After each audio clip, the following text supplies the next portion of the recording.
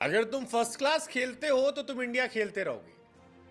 नहीं नहीं, first class बल्लेबाजी नहीं, फर्स्ट क्लास में जाकर खेलोगे तो इंडिया खेलते रहोगे। हाँ भैया, फर्स्ट क्लास का कांड जो है वो 2023 वर्ल्ड कप के बाद भी हुआ था, जब कहा गया था कि जो डोमेस्टिक नहीं खेलेगा वो थैंक यू हो जाएगा।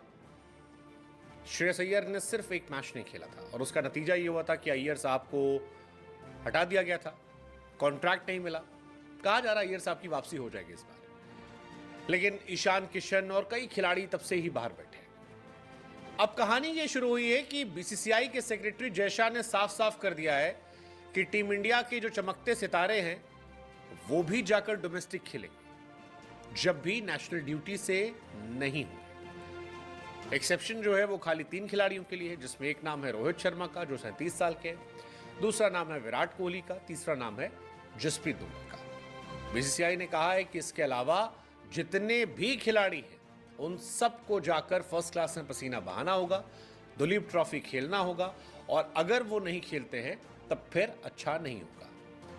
वो कहते हैं कि this time there is no zonal selection committee for the Dilip trophy. The national selection committee will pick up Dilip teams, और जितने भी टीम कंटेंडर हैं वो सब पिक किए जाएंगे, रोहित, विराट, बुमराह को छोड़कर।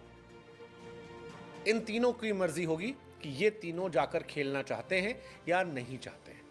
और ये बहुत बड़ा स्टेटमेंट, इसका मतलब है कि हार्दिक पांड्या, केएल राहुल और आपको जितने भी और खिलाड़ी नजर आते थे जो बचते थे फर्स्ट क्लास खेलने से, वो सारे खिलाड़ी आपको यहां पर खेलते हुए नजर आएंगे।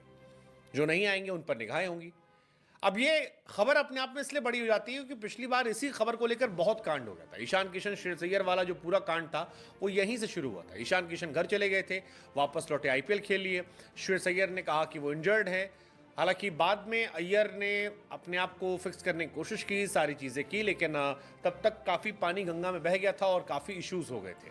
लेकिन अब जब मामला श्रीलंका सीरीज से होकर दिलीप ट्रॉफी की तरफ जा रहा है, तब जय शाह का ये स्टेटमेंट कि दिलीप ट्रॉफी में सभी सितारों को पार्टिसिपेट करना होगा एक स्ट्रांग मैसेज है। स्ट्रांग मैसेज है। टीम इंडिया में अभी कुछ भी पक्का नहीं है सिवाय वनडे और टेस्ट में रोहित शर्मा की कैप्टनसी के अलावा। भाई कुछ भी पक्का नहीं है। T20 में कौन खेलेगा पता नहीं, T20 में कैप्टन कौन होगा पता नहीं, वनडे में वाइस कैप्टन कौन होगा पता नहीं।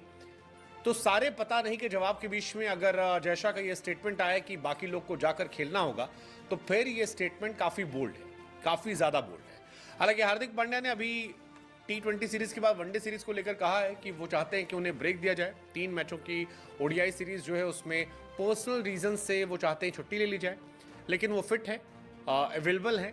T20 सीरीज को लेकर वो चाहते हैं लीड करना। अब इसमें हालांकि हार्दिक का अपना स्वार्थ है कि वो चाहते हैं कि तीनों जो मैच है छोड़ रहे हैं वनडे, उसके अलावा जो T20 है उसमें वो लीड कर ले। 27 जुलाई से शुरू होगा टूर्नामेंट और चलेगा उसके बाद, तो वो लीड कर जाते हैं। हालांकि उनके कंटेंडर सूर्य कुमार यादव का भी नाम चल रहा है। खबर आ रही है कि हार्दिक भी पूरा जोर लगा रहे हैं कि उनका सिलेक्शन हो जाए, उनको ही T20 में कप्तानी जो है वो दी जाए। सूर्या ने फोटो डाल दी है भगवान को थैंक यू करते हुए, वो भी एक कहानी है। बट ओवरऑल जय शाह का ये स्टेटमेंट काफ़ी बोल्ड है, काफ़ी क्लियर है और अच्छा भी है। सारे सितारे ज़मीन पर उतरेंगे, फर्स्ट क्लास खेलेंगे, वहाँ पर अपना पसीना बहाएंगे और फिर वहाँ से लौटकर नेशनल टीम में वापसी कर लेंगे। विराट, रोहित उम्र के तकाजे के हिसाब से शायद ब्रेक दिया गया होगा, एक्सपीरियंस के हिसाब से ब्रेक दिया गया होगा।